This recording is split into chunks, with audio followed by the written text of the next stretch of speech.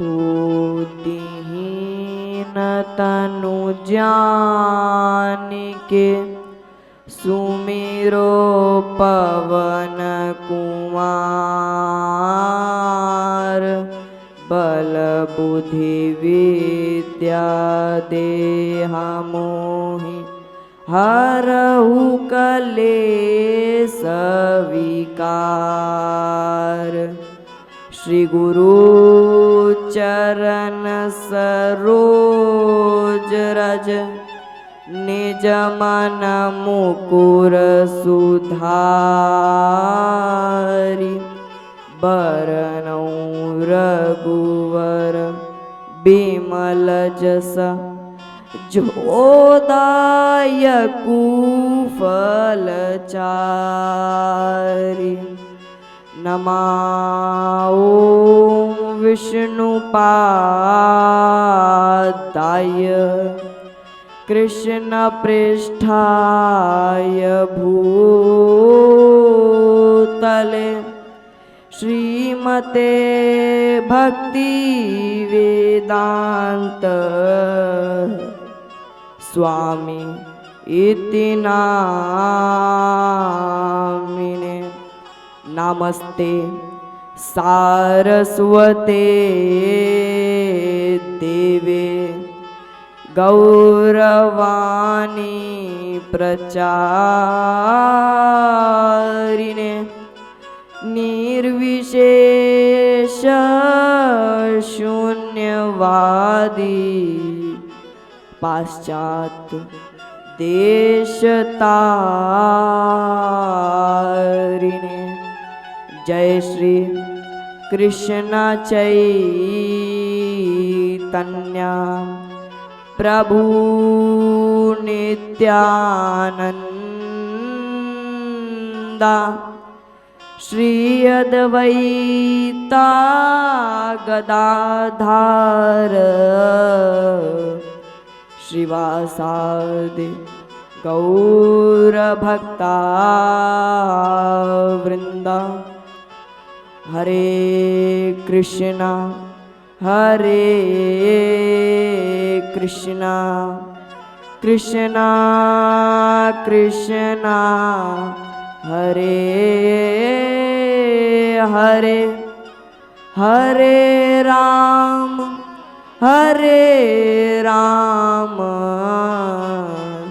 राम राम हरे हरे। बोलो जगत गुरु श्रील प्रभुपाद की जय। तुलसी मात की जय। रामचरित्र मानस की जय।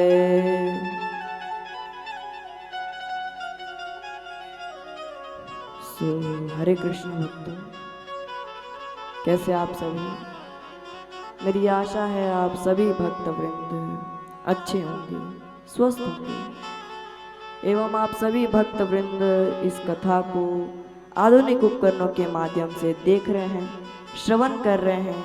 इसलिए आप सभी भक्त वृंदों का बहुत बहुत धन्यवाद एवं आप सभी भक्त वृंदों के चरणों में अरविंद दास का कोटि कोटि प्रणाम एवं आप सभी भक्त वृंदों को जय श्री राधे, जय श्री कृष्णा, जय श्रीमन नारायण, जय श्री सीता।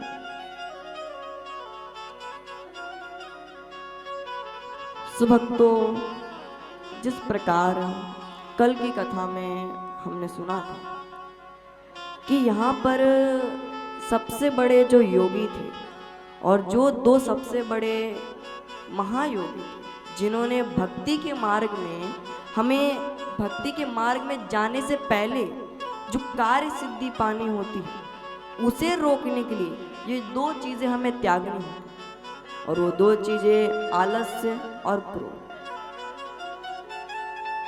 यहाँ पर तुलसीदास जी ने ये दो वर्ड को बड़ा ही हाईलाइटेड किया। अब तुलसीदास जी ने इन दो वर्ड को हाईलाइट किया तो किसी ना किसी कारण से किया होगा। ऐसा तो नहीं है कि हाँ वो मेन चीज है इसलिए हाईलाइट किया, ऐसे नहीं।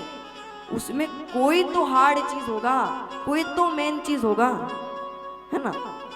अगर हम कोई नोट्स बनाते हैं, हमें जो भी सिद्धि पानी होती है, जो हम लिखते हैं, उसमें अगर कोई मेन पॉइंट होता है, जैसे अगर कोई डायरेक्टर किसी एक्टर को, एक डायरेक्टर किसी एक्टर को एक स्क्रिप्ट देता है, ये आप सभी जानते हैं। डायरेक्टर जो लिखता है, जो उसकी स्टोरी होती है, वो एक नोटबुक में लिखता है और वो किसको देता है? एक्टर को। अब एक्टर क्या करेगा? उस स्क्रिप्ट को लेगा, पढ़ेगा और उसमें जो हाईलाइटेड वर्ड होगा, जो उसका डायलॉग होगा, वो उसे ज्यादा बार रीड करेगा, वो उसे ज्यादा बार रीड करेगा, ज्यादा बार पढ़ेगा। क्यों पढ़ेगा? क्योंकि वो जो चीज है वो पूरे फिल्म के अंदर एक वो फिल्म के अंदर एक एकदम पॉपुलर चीज है, एकदम पॉपुलर वर्ड है। इसलिए डायरेक्टर उस वर्ड को एकदम हाईलाइटेड करके रखते हैं। उसी प्रकार इस संसार में, इस संसार की पुस्तक में दो वर्ड बड़े ही हाईलाइटेड है, एक अज्ञान, एक आलस्य और एक क्रोध। ये दो वर्ड से कोई मनुष्य अगर छुटकारा पा जाता है, तब वो भक्ति में उतरने के लायक है, वो भक्ति को पाने के लायक है। अब वो अलग बात है कि आधुनिक मनुष्य आजकल टेक्नोलॉजी का यूज करके जो भी सिद्धि है वो जल्दी से जल्दी कर पाती है, उनको ज्यादा हार्ड वर्क नहीं करना पड़ता, स्मार्ट वर्क करना पड़ता है।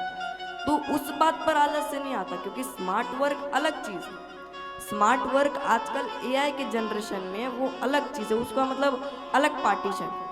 लेकिन जो पहले के ज़माने थे, जिस प्रकार 90s के ज़माने थे, उसमें हार्ड वर्क करना पड़ता था, उसमें कोई एआई नहीं था, उस समय कोई एआई प्रेजेंट नहीं था।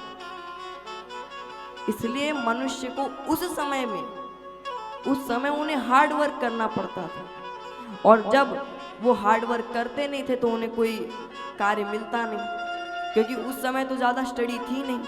आज के ज़माने में तो बहुत सारी स्टडीज़ है, बहुत सारी टेक्नोलॉजी है, उसमें कैसे ना कैसे तो हम मनी अर्न कर ही लेते, ये सब आप भी मानते हैं। लेकिन जो पिछले ज़माने में, उस समय हार्ड वर्क ही सबसे बड़ा महत्वपूर्ण चीज़ था। इसलिए यहाँ पर तुलसीदास जी ने लिखा है कि आलस्य और क्रोध, ये दो इतने महत्वपूर्ण चीज़ है, इन्हें अगर तुमने ऐसे मजाक में ले लिया तो ये आगे चलकर बहुत ही ज्यादा कष्ट देगा, क्योंकि ये दो चीज ही भक्ति के मार्ग को जकड़े रखती, भक्ति के पैरों में जंजीरें बांध कर रखती। जब तक हम वो दो चीज को जंजीर के चाबी से नहीं खोल देते, तब तक हम भक्ति को पा नहीं सकते। इसलिए यहाँ पर तुलसीदास जी कहते हैं, जो मनुष्य ज्यादा आलस्य करता है या ज्यादा क्रोध करता है, वो कभी भी ज्यादा सक्सेस नहीं पाता, कभी भी ज्यादा आधुनिक कार्य पे घुसता नहीं, उसे ज्यादा ज्ञान होता नहीं। क्योंकि जब तक मनुष्य हीटेड रहेगा तब तक उसे कोई समझाने वाला नहीं। जैसे अगर कोई मशीन है, वो मशीन बहुत ज्यादा हीट हो गया, हीट होने के बाद क्या होगा, उसके जो खराब होने के चांसेस है वो 99.9% हो जाता है। लेकिन वही चीज अगर वो ठंडा रहे तो उससे आप कोई भी कार्य करवा सकते, वो मशीन से आप कोई भी कार्य करवा सकते। लेकिन अगर वही चीज ज्यादा हीट हो जाए या वही चीज ज्यादा हीटेड रहे, तो उसे अगर आप काम दे तो काम ज्यादा लोड नहीं कर पाए। ठीक उसी प्रकार मनुष्य भी एक मशीन की तरह, मनुष्य का जो बुद्धि है, मनुष्य का जो ज्ञान है, वो मशीन की तरह। अगर वो ज्यादा देर तक गर्म रहता है तब उसके अंदर कोई ज्ञान नहीं जाता। लेकिन जब मनुष्य थोड़ा सा क्रोध करके और समय पे क्रोध करके, अगर वो जिस समय क्रोध करना हो, जिस समय ठंडा रहना है, अगर उस समय वो क्रोध करता है, तब जाकर कोई मनुष्य भक्ति को पा पाता। भक्ति कोई सामान्य चीज नहीं है, भक्ति को पाना ही सबसे बड़ा महत्वपूर्ण चीज है। सबसे बड़ा टास्क हमारा यह है कि भक्ति को पाओ। और भक्ति पाएंगे कैसे? भक्ति तब पाएंगे जब सत्संग करेंगे, तब भक्ति करेंगे, तब भक्ति मिलेगी। तो यहाँ पर तुलसीदास जी बाल कांड में सबसे बड़े नियम रीति जो चीज रखते हैं और आगे चलकर कहते हैं कि जब श्री रामचंद्र जी अपने आधुनिक कार्य पे थे या आधुनिक सिद्धि पे थे, तब कोई महत्वपूर्ण चीज नहीं होती या कोई आधुनिक चीज नहीं होती, या जिस प्रकार वो आधुनिक कार्य को प्राप्त करता है या आधुनिक चीजों को प्राप्त करता है, वो आगे चलकर उस सिद्धि को पाता है, आगे चलकर वो उस कार्य को पाता है। क्योंकि जब हम जिस प्रकार कष्ट को पाते हैं, जिस प्रकार सिद्धि को पाते हैं, उस समय कोई कार्य हमें आधारित नहीं रहता, उस समय कोई हमें सिद्धि पानी नहीं होती। क्योंकि जब हम आंतरिक मन को ज्यादा कार्य करते हैं, तब वो आंतरिक मन में एक फोर्स जनरेट हो, एक कार्य की जो इलेक्ट्रिक ज्ञान है वो सीधा ज्ञान में जाता है। और फिर यहाँ पर तुलसीदास जी कहते हैं जो मनुष्य इंद्रियों को आधारित करते हैं, अब आप सभी मनुष्य को थोड़ा संकोच होगा कि बार बार तुलसीदास जी यहाँ पर जो मनुष्य क्यों लगा। भी यहाँ पर तुलसीदास जी का महत्व ही यही है कि बाल कांड में कोई बाल का चरित्र दिया ही नहीं, लेकिन बाल कांड में जो सिद्धि पाई गई है कि किस प्रकार भक्ति में जो भी सिद्धि वो अयोध्या से शुरू होती है, अयोध्या कांड से शुरू होती है। तो फिर ये बाल कांड क्यों है? बाल कांड ये तुलसीदास जी ने स्पेशली मूर्खों के लिए बनाया। क्यों? क्योंकि बाल कांड में वो सारी चीजें हैं जो एक मनुष्य को सताती। बाल कांड में वो सारी विद्याएं, सारी चीजें हैं जो एक मनुष्य को सांसारिक जीवन में रुकने के लिए या उसे कोसने के लिए डराती। तो क्या बाल कांड को पढ़ना चाहिए या नहीं पढ़ना चाहिए? बाल कांड एक ऐसा कांड है जिसमें सिर्फ और सिर्फ इस संसार के बारे में बताया, और अयोध्या कांड, लंका कांड, लवकुश कांड, ये सब उनकी लीला है। श्री रामचंद्र जी की इन सारी कांडों में लीला है और उसमें भी ज्ञान है, लेकिन उसमें श्री रामचंद्र जी के कैरेक्टर के पास के जो गुण है वो बताएगा। क्योंकि जब तक मनुष्य किसी कार्य पे ज्यादा फोकस नहीं करेगा, तब तक उसे उस चीज के बारे में याद नहीं। अगर हम बार बार किसी चीज को हैबिट करें, बार बार किसी चीज को पढ़े या बार बार किसी चीज को करें, तो आगे चलकर उस चीज को करने को हमें टाइम नहीं लगता। कोई मनुष्य पहले जब सीखता है कोई चीज, किसी भी प्रकार का, अगर वो रीडिंग सीख रहा है तो पहले बार जब वो पढ़ेगा धीरे धीरे पढ़ेगा, एक अक्षर जोड़ेगा, दूसरा अक्षर जोड़ेगा, आ जोड़ेगा, ई जोड़ेगा, धीरे धीरे जब वो मात्राओं को जोड़ना सीख जाएगा, तब जाकर वो एक वर्ड बोलेगा। एक एक मात्रा को वो पढ़ेगा, एक एक मात्रा की जो संख्या है वो गिनेगा, और फिर जाकर वो एक वर्ड को पढ़ेगा। यानी जब कोई मनुष्य पहली रीडिंग करता है, तब उसे भी मात्राओं के सहारा से जाकर एक वर्ड बनाना हो, और जब एक वर्ड बनेगा तब जाकर वो एक सेंटेंस पढ़ पाए, और जब वो मनुष्य एक सेंटेंस पढ़ेगा तब जाकर उसे रीडिंग जो है उसकी हैबिट वो पड़ जाएगी। उसे लगाना नहीं पड़ेगा कि एक वर्ड है इसे पढ़ते रहो, इसे रटते रहो, इस संसार में ये वर्ड ज्यादा हाईलाइटेड है इसे पढ़ते रहो, ऐसा कोई नहीं। आज तक ऐसे किसी ने रीडिंग सीखी ही नहीं, आज तक किसी ने ऐसी रीडिंग नहीं सीखी। सबने रीडिंग ऐसी ही सीखी कि वो मात्रा जोड़ जोड़ कर। तो जिस प्रकार जो कार्य करते समय हमें समय तो लगता ही, चाहे वो कैसा भी कार्य, चाहे जिस प्रकार का कार्य, चाहे हम भोजन करें उसमें भी समय लगता है, चाहे हम पढ़े उसमें भी समय लगता है, चाहे हम कोई कार्य करें ना करें उसमें भी टाइम लगता है। तो इस सिद्धि पे सबसे बड़ा जो महत्वपूर्ण चीज है कि तुलसीदास जी कह रहे हैं जिस भी कार्य पे तुम फोकस्ड हो, तुम्हें जो कार्य पसंद है, जैसा कार्य पसंद है, उस कार्य को करो। ऐसा नहीं कि आप भक्ति में चढ़ गए तो वो कार्य एकदम डिसॉल्व छोड़ दो। आपके अंदर जो टैलेंट है उसे प्रोड्यूस करो। आप जो दिखा सकते हैं, आप जो कर सकते हैं वो करिए। रामचरितमानस, श्रीमद् भागवत गीता, गरुड़ पुराण, कोई पुस्तक में ऐसा नहीं लिखा कि तुम्हारे अंदर जो टैलेंट है वो भक्ति के बाद छूट जाए। बहुत मनुष्य है जो भक्ति को करते करते अपने टैलेंट को भी प्रदर्शित करते, अपने टैलेंट की जो सिद्धि है उसे भी प्रदर्शित, क्योंकि श्री कृष्ण ने हमें जो इस सांसारिक जीवन में शरीर दिया, जो मिट्टी की शरीर है, इसके अंदर कुछ ना कुछ गुण दिए, चाहे वो मैं हूं, चाहे वो आप सभी भक्तवृंद, आप सभी के अंदर एक ही ना एक गुण होगा, चाहे वो आपके लिए अच्छा हो या बुरा हो, लेकिन एक ना एक गुण होगा, चाहे वो कैसा भी। अगर वो गुण हमारे पास बुरा है तो हम उसे अच्छा करने का कोशिश करें, हम उसे भक्ति के मार्ग में लाने का कोशिश करें। भले ही आप कितने भी पापी, भले ही आप कितने भी मूर्ख हो, चले, तुम्हारे अंदर जो टैलेंट है वो दिखाना तुम्हारा कार्य है, और यही आलस्य के मार्ग में आता है, और यही सिद्धि के मार्ग में आता है। और यहाँ पर तुलसीदास जी एक वर्णन भी देते हैं कि जब श्री रामचंद्र जी गुरुकुल गया करते थे, तब उनके अंदर तो धनुषधारी का तो टैलेंट था। अब वो किसी कोयल को बाण मारे या किसी पक्षी को बाण मारे तो उनका पाप तो लगना ही लगना था। हम सभी अधिक मनुष्य फर्श में चलते हैं, उसमें बहुत सारे बैक्टीरिया होते हैं, उनका पाप हमें मिलता ही मिलता है, और उसे खत्म करने के लिए हम सत्संग आते। लेकिन श्री रामचंद्र जी तो बाण सीधा एनिमल्स पे लगाया करते थे।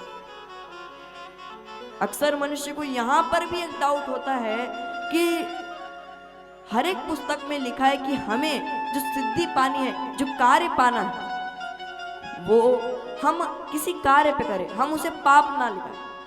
लेकिन श्री रामचंद्र जी तो बस धनुष निकालते थे, किसी भी पशु मनुष्य को मारते थे, ऐसा नहीं। श्री रामचंद्र जी का जो एम था, जो धनुष का एम था, वो भले ही किसी भी मनुष्य, किसी भी पशु का, लेकिन उनका जो पाप है वो उन्हें मिलता था। क्योंकि इस संसार में जो मनुष्य आता है, जो चाहे वो भगवान ही क्यों ना हो, चाहे वो इस सृष्टि के निर्माता ही क्यों ना हो, वो भले ही इस संसार में आए हैं, उन्हें उस चीज का पाप मिलेगा, और इस सृष्टि का नियम है। तो आपको कभी डाउट नहीं हुआ कि श्री रामचंद्र जी तो एक धनुषधारी थे, उन्होंने तो इतने सारे पशु पक्षियों को मारा है, उन्हें तो पाप लगना चाहिए? क्यों नहीं लगा? क्योंकि वो अपना टैलेंट ऐसे प्रदर्शित करते थे कि उनके सामने कोई भी सिद्धि पाप के समान नहीं होती। क्योंकि जब वो किसी पशु को मारते थे या किसी पशु पक्षी पर एक छोटा सा तिनका भी उनका अगर एरो लग जाता था, वो उनका इलाज करवाया करते। और ये बालकांड के अंतिम श्लोक में लिखा हुआ है कि श्री रामचंद्र जी ने जब दशरथ महाराज जी उनके पिताश्री के साथ जब वो गए थे, तब उन्होंने गलती से उन्होंने एक चिड़िया के पैर में तीर चलाई थी और उसे उन्होंने सही करवाया। तो आप बताओ, अब श्री रामचंद्र जी को उस चीज का पाप लगेगा या उस चीज का फल नहीं? यानी जिस प्रकार श्री रामचंद्र जी भले ही धनुर्धारी थे, भले ही वो अनेकों पक्षी को मारते थे या पशु पक्षियों पर तीर चलाया करते थे, लेकिन बांध में वो उनका जो रखवाला है, उनके साथ वो सैनिक चलाते थे, वो पशु पक्षी को ट्रीटमेंट देते थे, उन्हें ठीक किया करते थे। और हम जो सिद्धि आती है उसे गलत कार्य में यूज करते हैं। हमें जो टैलेंट आता है वो हम गलत कार्य में यूज करते हैं। हम जो सिद्धि पाते हैं वो गलत टैलेंट में यूज करते हैं। यहाँ पर सबसे बड़ा जो हमारा मूल फोकस है, हमारा जो हृदय है, वही सबसे ज्यादा मेन कार्य। क्योंकि श्री रामचंद्र जी, लक्ष्मण जी, भरत जी, इन सारे भाई भाइयों ने अपना अपना टैलेंट दिखाया है, अपना सिद्धि दिखाई है। ऐसा नहीं है कि उन्होंने क्रोध नहीं दिखाया। लक्ष्मण जी के पास क्रोध था तो उन्होंने क्रोध दिखाया। भरत जी के पास शीतलता थी, उन्होंने शीतलता दिखाई। यानी जितना गुण हमारे अंदर है हम उसे प्रकट करें। अगर एक गाड़ी है वो बहुत फास्ट चलती है, मान लीजिए लैम्बोर्गिनी, आप सभी लैम्बोर्गिनी जानते हैं कितनी फास्ट कार है, आप सभी मानते हैं। लेकिन अगर वही कार हम घर पे रखें और टोयोटा चलाने लगे तो क्या वो गाड़ी का इंजन चलेगा? क्या वो गाड़ी के अंदर जो इंजन लगा हुआ है V12 वो कुछ चलेगा? आप सभी भी लैम्बोर्गिनी एक कार हो और आपके अंदर टैलेंट एक इंजन है। आप जब तक उस टैलेंट के इंजन को चलाओगे नहीं तब तक वो जंग लगा पड़ जाएगा। इसलिए अपने आप के अंदर जो V12 का जो आपके अंदर टैलेंट का इंजन है उसे खर्च करो। ये भगवान ने ऐसे जंग पढ़ने के लिए नहीं रखा है कि हाँ टैलेंट है तो ऐसे ही अंदर आंतरिक मन में रखे रहो, ऐसा नहीं। टैलेंट दिखाना, जितना आप टैलेंट दिखा सको उतना टैलेंट दिखाओ, ताकि संसारिक मनुष्य को भी पता चले कि आप आखिरकार हो क्या, आप किस मिट्टी के बने हो। जब तक आपकी सिद्धि प्राप्त नहीं होगी तब तक आपका ये जो गाड़ी का इंजन है, ये गाड़ी के अंदर जो टैलेंट है वो जंग पड़ा रह जाएगा। आप बूढ़े हो जाओगे तब भी वो जंग पड़ा रह जाएगा। मुकेश अंबानी, उसने अपना ज्ञान लगाया, वहां पर वो अपने सांसारिक जीवन में तो उसके पास जो सिद्धि थी वो उसके साथ रहा करता था, वो भी एक मजदूर था, वो भी अपने सारे टोली के साथ रहा करता था। लेकिन जब वो मजदूर की टोली चाय पिया करती थी तब वहां पर वो 5 रुपए की चाय मिलती थी, लेकिन अंबानी 5 स्टार होटल में जाके 75 रुपीज की चाय पीता था। ऐसा क्यों? वो भी तो अपने टोली के साथ बैठकर चाय पी सकता था। जब तक हम अपने नजरिया का जो खेल है वो बदलेंगे नहीं तब तक हमारे साथ कुछ चेंजेस होगा ही नहीं, चाहे हम गधों की तरह मेहनत करें। जंगल में गधा ही सबसे बड़ा मेहनती होता है, जंगल में गधा ही सबसे ज्यादा मेहनत करता है। क्या उसका मेहनत का कुछ फायदा है? वो मेहनत करता है, वो उसकी कोई सिद्धि है, उसका कोई पोस्ट है? नहीं। लेकिन शेर एक ही समय कार्य करता है और उसका पोस्ट बहुत ज्यादा बढ़ जाता है। क्यों? क्योंकि जब तक हम अपना ऑरा नहीं बढ़ाएंगे तब तक हमारा कुछ नहीं है। शेर जब जल्दी जंगल में दहाड़ मारता है तो सारी पशु पक्षी हिलने लग जाते हैं, सारे पशु पक्षी उस स्थान को छोड़ के भाग जाते हैं, क्योंकि शेर ने, वो लायन ने अपना वैसा ऑरा बनाया, अपना वैसा टैलेंट बनाया। क्या गधा वैसा कर सकता है? नहीं कर सकता। जब तक गधा मजदूरी करेगा तब तक वो मजदूरी ही करते रहेगा, जब तक वो अपना दिमाग लगाएगा नहीं तब तक वो किस प्रकार से अपने पोस्ट को बढ़ा पाए। ठीक उसी प्रकार हम गधे के औरे में जा रहे हैं, हम दिन रात मेहनत करते हैं, आज कुछ फल मिले, प्रभु मुझे कुछ फल मिला ही नहीं, मैं तो आपकी इतनी भक्ति करता हूँ, ऊपर से कार्य भी करता हूँ, आपका नाम जपन भी करता हूँ, लेकिन मेरे को कोई सिद्धि पाई नहीं मिली। क्योंकि तुमने अपने कार्यों को सही प्रकार से नहीं रखा।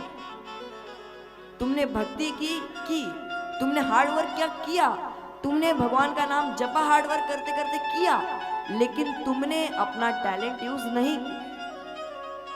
तो जब वो मेन चीज ही यूज नहीं किया तो कहां से वो हार्डवर्क चलेगा? कहां से? इसलिए श्री कृष्ण ने, भगवान विष्णु ने टैलेंट को ही खाने के लिए नहीं रखा है, उसे यूज करने के लिए रखा है कि इसे यूज करो, यूज करो। और सबसे बड़ा उदाहरण तो यहाँ पर तुलसीदास जी देते हैं कि श्री रामचंद्र जी किसी भी पशु को वो ये नहीं देखते थे कि वो शेर है, घोड़ा है, गधा है, नहीं।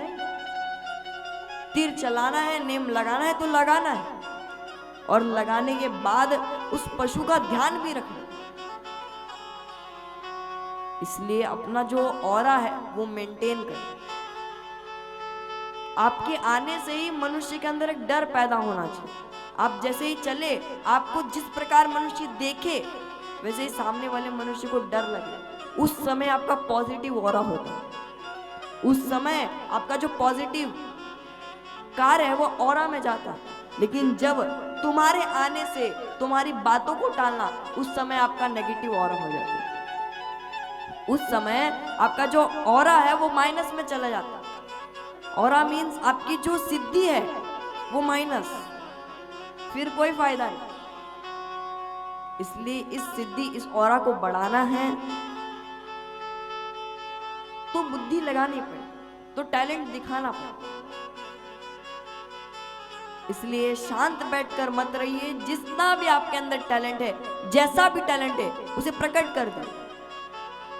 कहीं ना कहीं तो टैलेंट प्रदर्शित होगा, कहीं ना कहीं तो किसी ना किसी प्रकार से तो टैलेंट प्रदर्शित होगा।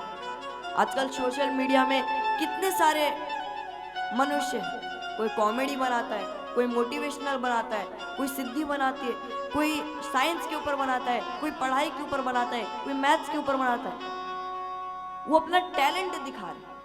कोई मनुष्य मैथ्स में ज्यादा अच्छा है इसलिए वो मैथ्स का वीडियो बना रहा है, समझा रहे सामने वाले मनुष्य, वो अपना टैलेंट प्रदर्शित कर रहा है।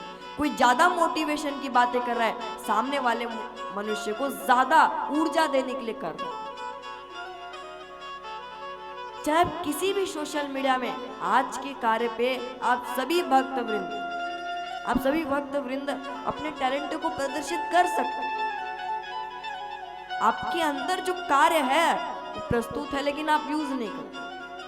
और ये कार्य अक्सर मनुष्य, आपके अंदर जो टैलेंट है वो आपको पता है कि हाँ मैं ये कर सकता हूँ, लेकिन वो टैलेंट को आप सभी भक्तवृंद अंदर ही अंदर दबाकर, अंदर ही अंदर घुट कर उस टैलेंट को भगा दो। अभी आप सभी भक्तवृंदों के मन में होगा कि भक्ति में टैलेंट का क्या मतलब, आखिरकार ये भक्ति में टैलेंट करेगा क्या। तो यहाँ पर तुलसीदास जी क्या कहते हैं आप सभी को मैं बताऊं। तुलसीदास जी कहते हैं कि जो मनुष्य ज्यादा शिकायतें करता है कि मुझे ये नहीं मिला, उस मनुष्य को इतना पैसा मिला, मेरे को इतना कम मिला, क्योंकि जब तक हम अपनी बुद्धि का यूज नहीं करेंगे तब तक हमें वो सिद्धि पाएंगे। सिंपल उदाहरण, सबसे ज्यादा सिंपल मैं बताऊं तो तुलसीदास जी कहना चाहते हैं अपने टैलेंट का यूज करो, अपने ब्रेन का यूज करो, अपनी बुद्धि का यूज करो। और जब ये यूज होगा 100% आपको गारंटेड है कि आप कुछ ना कुछ कार्य कर लो, कुछ ना कुछ।